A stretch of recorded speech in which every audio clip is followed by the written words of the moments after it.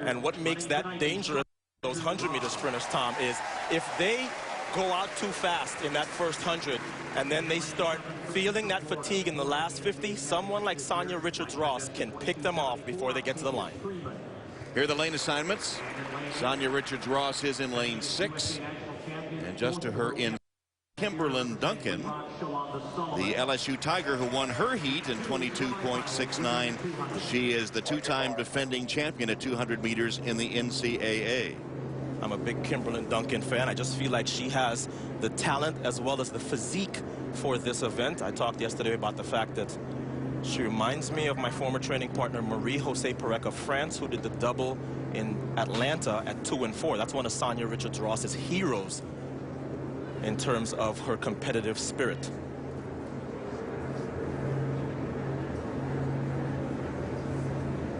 So LSU versus Texas, 5 and 6.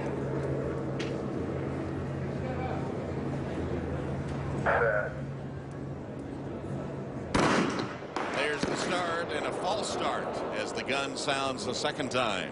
And I think that's going to be Shalonda Solomon in lane 8. Now, Tom, she made the team last year and was 4th at the World Outdoor Championships in Daegu.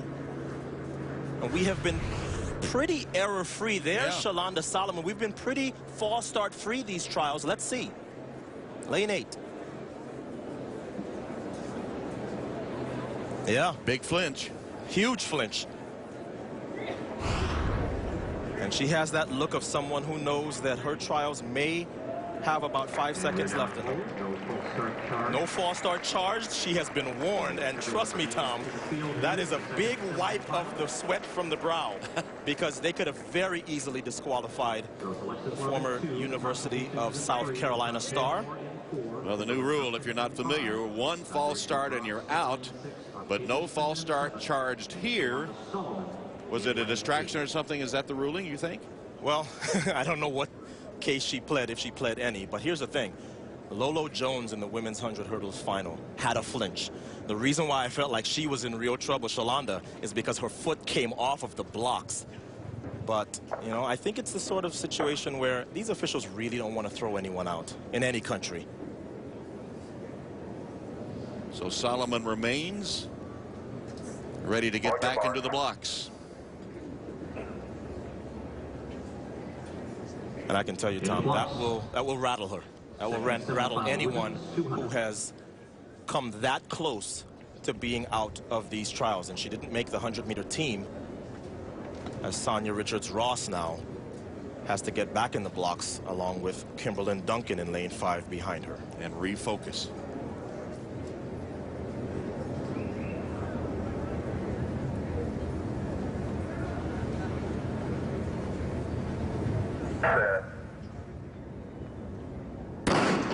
And this is a fair start. Sonia Richards-Ross, Kimberlyn Duncan, and Solomon on the outside lane. Here's the home straightaway. Sonia Richards-Ross, Duncan right with her step for step, but now Richards-Ross surges to the front. It's Richards-Ross pulling away with Duncan in second place, and as you predicted, Solomon will stagger home last after being severely shaken by that near false start. And look at that time, 22.15, a time that only she has run faster than this year. So Sonia Richards-Ross has just stamped herself as one of the favorites for this team. There she is in 6. And I talked about her running even splits. But when she is looking this good, Tom, in the first half of this 200, you can forget about it, because when everybody else is starting to tire, she has that 400-meter strength, and she is very unlikely to be passed late. As you see, she extends the lead heading to the line, and with almost no wind, 22.15, Sonia Richards-Ross looks like she is headed to a sub-22 performance if she can keep this up. She has been superb. First in the 400 and now in the 200 here at the Olympic trials. 22.15. Duncan will automatically qualify as well. Freeman finished in 3rd. And coming up, more of the women's 200 semifinals. This time we'll see Carmelita Jeter and Allison Felix head to head. Allison Felix to win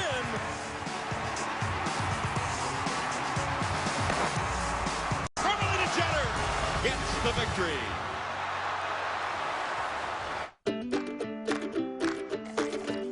Sometimes you can have less of a good thing and not miss a thing. New Coca-Cola Mini. Time to get up, baby. Last semifinal about to unfold with Allison Felix, Olympic silver medalist and world champion in the 200, but still no Olympic individual medal in the 200. She's looking for that individual gold. And she has won the last 2 U.S. Olympic trials in this event. And Carmelita Jeter, who already has made the U.S. team by winning the 100 meters. And she has to be very happy with the lane draw, because that puts her in sight of Allison Felix pretty much the whole way. Here are the lanes, with Jeter in lane 5 and Felix in lane 7. There they are. Your mark. And the blocks. And everyone would have seen Sanya Richards-Ross's race. That's what we call it in the sprint business, a statement race. Sanya seeming to stamp herself as not only a favorite to make the team, but a favorite for the gold. The question is, do either Allison Felix or Carmelita Jeter want to answer that so that you give your competitor something to think about tonight as she goes to sleep? On your mark. I can tell you the 100-meter sprint is a lot more likely to do it. Right. I certainly would.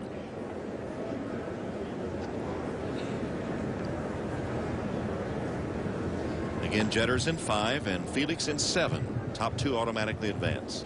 Final will be tomorrow.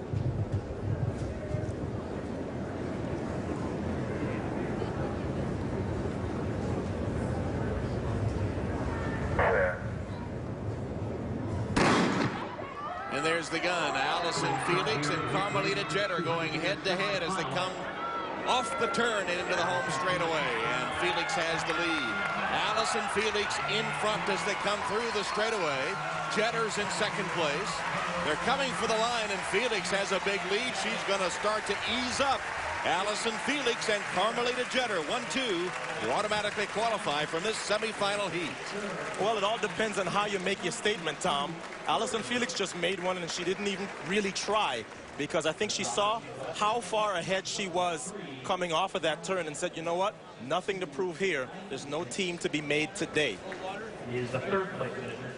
Felix is in lane 7, right here. And she really does a good job of separating early so you can back off late. Look at how she has disrupted that stagger. She comes off with about 2.5 meters lead over Carmelita Jeter, and now realizes, okay, I have enough of a lead where nothing to prove today, save it for tomorrow. A very comfortable 22.3, and she has to feel very confident about her chances as well going into tomorrow's final. So here are the official results from this heat, with Allison Felix the winner in 22.30, and Carmelita Jeter was second. Tiffany Townsend finished third.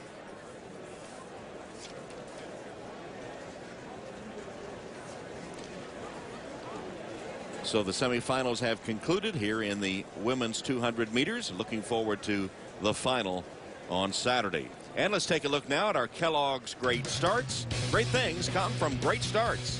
And Tom, it seemed like there were so many who had great races yesterday, but today it was about those having fantastic starts around this half lap at Hayward Field. Sanya Richards-Ross, and then Allison Felix with a great start of her own, bringing along with her Carmelita Jeter in the brown and gold. And those two appear to be the contenders for the gold medal tomorrow in the finals. And so tomorrow's finals are set. Felix, Jeter, Richards-Ross. That should be something to see. And coming up, we'll have the 400-meter hurdles for women, and that means